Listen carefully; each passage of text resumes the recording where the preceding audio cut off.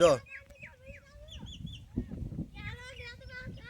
અને 10 વાળા દાડીએ વી ગયા.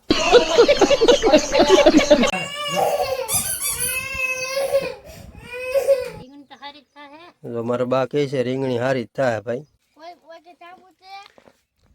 આવી બાજરી ઉગી છે ભાઈ બધી. મતલબ welcome back to my YouTube channel. સ્વાગત છે તમારા બધાનું આપણા નવા બ્લોગ વિડીયોની અંદર ભાઈ. તો આવી ગયા છીએ આપણા ઘરે. કાલે વહી આવ્યા હતા અને ભાઈ થોડો ઘણો વરસાદ એવો કાલ પલ્લી ગયા હતા. સાંજના નીકળ્યા હતા ઠેઠ. ચાલુ વરસાદે કાંઈ બ્લોગ બનાવ્યો નહોતો. તો અત્યારમાં તો ઘરે પૂગી ગયા છીએ ભાઈ અને વાગી ગયા છે 11 અને 11 વાગે બ્લોગ ચાલુ કર્યો છે. થોડોક રીંગણીનો રોપ લઈ આવ્યા છે નર્સરીમાંથી અને રીંગણી સોંપવાની છે આપણે. એવું બધું કામ ચાલુ છે અને હજી થોડી ઘણી શરદી તો છે જ થી ભાઈ. આગળના બ્લોગમાં મેં તમને જણાવ્યું હતું એમ હજી થોડી ઘણી છે. દવા લઈ આવ્યા છે, જોઈએ હવે ફેર પડી જાય તો. અને અમારે દીદુબેન તો અહીંયા છે, હિસકો બાંધે છે. કાં દીદુ અત્યારમાં ઉઈ જવું છે તો હિસકો બાંધી દે છે. બાજરી તમને બતાવું કેવી ઉગી છે. બ્લોગની અંદર કન્ટિન્યુ બન્યા રહ્યો. આ જાહેર જોવો તમે કોરવણ કરીને, મતલબમાં કે પાઈન પછી વાવેલી છે. વરસાદ પહેલાંની જાહેર છે મસ્તોની. ખાલી તમે એક નજર નાખો કેવી છે એમ મસ્ત ભાઈ, કાંઈ ઘટે નહીં. અને આ નાળિયેરું બધી આપણી છે ભાઈ, એવું છે. તો બાજરી નીંદવાનું પણ કામ ચાલુ કરવાનું છે ભાઈ થોડી ઘણી. અને સામે જો દેખાય છે બધી બાજરી ઉગી ગઈ છે આપણી. તમને ઓલું ખાલું દેખાય ને નીંદેલું, એમાં નીંદવાનું ચાલુ જ હશું ભાઈ. આવી બાજરી ઉગી છે ભાઈ બધી. મતલબમાં થોડે ઘણા કદાચ ક્યાંક ખાલા પડ્યા છે, પણ બાજરીમાં તો જોકે વાંધો ન આવે. બાજરી ગાળવાની જ હોય, એટલો ગેપ તો હાલે જ. આવો ગેપ થોડોક પડ્યો હોય તો એમાં વાંધો ન આવે. મતલબમાં કે ઘણી બધી ફૂટે ભાઈ બાજરી. મોટી થાય પછી તળિયું એનું મોટું થઈ જાય એવી રીતના. તો સામે હાલે છે દવા છાંટવાનું કામકાજ. જો અહીંયા હાલે છે, ખડની દવા મારે છે અમારે રમેશભાઈ પોતે. નીંદવાનું ચાલુ છે, દવા છાંટવાનું ચાલુ છે. અમે હરેશભાઈની કપાસ સોંપે છે. થોડા ઘણા ડૂલ પડ્યા હોય ને અહીંયા દેખાય ને ત્યાં, તો આપણે છે ને ભાઈ રીંગણી સોંપી દઈએ. મસ્ત થળિયા લાવેલા છે ભાઈ નર્સરીમાંથી. જોઈએ હવે કેવા થાય છે. બાકી તો આપણને કોઈ આઈડિયા નથી એવો. અમારા ગઢામાં એવા છે, અમારા ગઢામાં છે. કાનપુરમાં હડતાલ હોય છે. ક્યાં કેમ છે તમને? આ અમારા ગઢામાં છે. સાંભળતા નથી બહુ. સાંભળો તમે? સંભળાય તમને? બોલે છે સંભળાય? ઠીક. જો હવે ઠેઠ સંભળાવું. મેં તમને કીધું શું ને કે ભાઈ થોડીક સાંભળવામાં તકલીફ છે. અત્યારે ઉંમર પણ મારે ઉંમર થઈ જાય એટલે થોડું ઘણું એવું તો તકલીફ થઈ જાય, પણ કાંઈ વાંધો નહીં. તમને ભણવા જવામાં શું વાંધો આવ્યો? मैं नहीं बताऊंगा. આજ ક્યાં વરસાદ આવે છે? વાદળું છે પણ વરસાદ તો છે નહીં. નિશાળે તો જવું પડે કે નહીં? क्या बोला तूने? યા હું બોલશે નહીં તમને સમજાય નહીં, હું તમને સમજાવી. બોલ. કાલ વરસાદ એવો હોય ને તે બધા લેવા ગયા હતા એટલે આજ નથી ગયા. ઈ આનું કેવું એવું છે ભાઈ. બાકી જો બધા હા હાલો. તો હવે છે ને ભાઈ રીંગણી સોંપ દઈએ, નકર પેલો ગાય ને પૂરો થઈ જાય આખો. આ રીંગણીનો રોપ લાવ્યા છીએ ભાઈ આપણે. હવે મારા બા સોંપે છે રીંગણીનો રોપ. ખાડા કરતા જવાના આપણે એટલે સોંપાઈ જાય. હવે કેમ થાય છે, કેવા રીંગણીનો રોપ છે એ આપણને કાંઈ આઈડિયા નથી. મેં તમને કીધું એમ. હવે રીંગણા આવે પછી ખબર પડે કેમ છે એમ.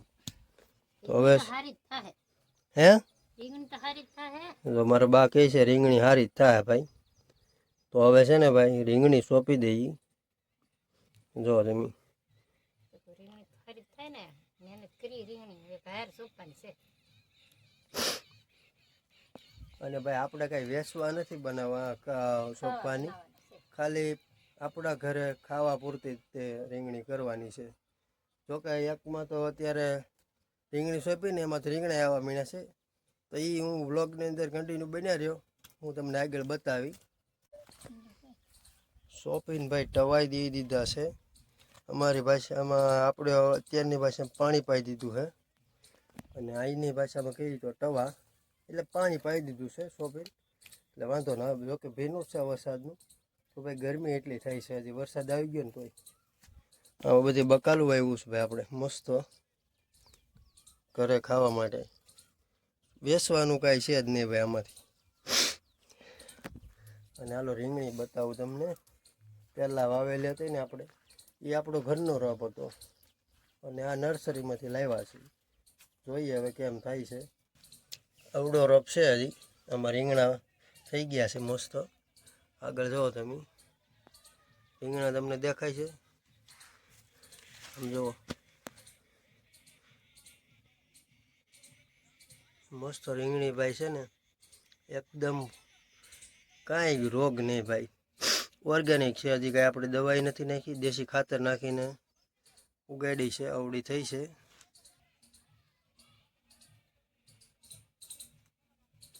જવું છે દવાખાને.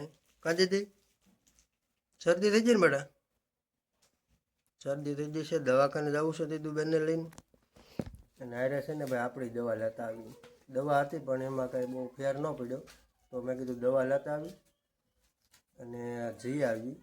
પછી વાંધો નહીં ભાઈ. થોડી ઘણી તબિયત બગડે ને તો દવા લઈ લેવાય. પછી થોડી ઘણી વધે ને તો પછી બાટલાને એવું ચડાવવું, રિપોર્ટ કરવાને એની કરતાં થોડીક લાંબી પ્રોસેસ થાય.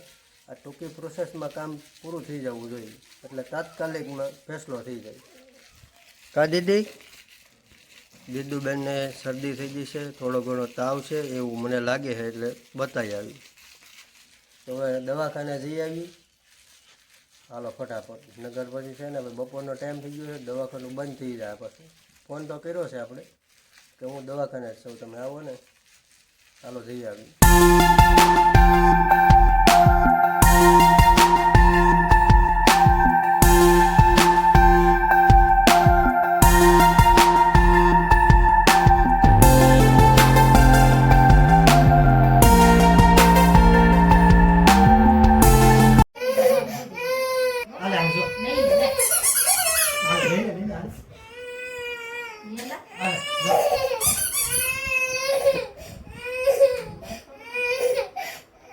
ઘરે વયું જવું, ઘરે વયું જવું.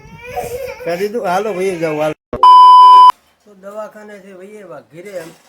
અને ભાઈ દીદુબેને તો ભાઈ આખા દવાખાનું ઉધડું લઈ લીધું. બહુ ભાઈ બાંગું નાખ્યું. દવા આપી દીધી છે સાહેબે, અને હવે ભાગ લેતા એવા ભાગ ખાય. સપરસન ભાવે તને? આખું દવાખાનું ઉધડું લીધું. તમે જોયું? તો હવે છે ને ભાઈ બપોર થઈ જશે તો ખાઈ લઈ. વરસાદનો અવાજ આવે તમે સાંભળો ખાલી. આ બધા દાડિયા છે આમ જો.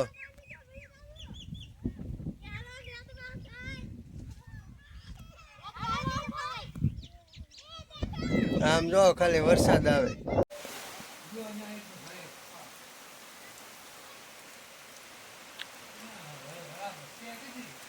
તો વરસાદ તો ભાઈ થોડો ઘણો આવ્યો અને પછી બંધ થઈ ગયો. કામકાજ બંધ થઈ ગયું. બાકી તેને બાજરી ગાળવા જવાની હતી આપણે, પણ હવે વરસાદનું કંઈ બાજરી ગાળવા ન જવાય. અને 10 વાળા દાડીએ વી ગયા વરસાદ આવ્યો પછી. છોકરા હતા બધા નીંદતા હતા કપા, પણ વૈયા ગયા. તો આજનો વ્લોગ તમને કેવો લાગ્યો ખાસ કોમેન્ટ કરી દેજો. ફેસબુકમાં જોતા હોય તો ફોલો કરી લેજો, અને યુટ્યુબમાં જોતા હોય તો સબસ્ક્રાઈબ કરી દેજો. મળીએ નવા વ્લોગમાં નવા કન્ટેન્ટ સાથે.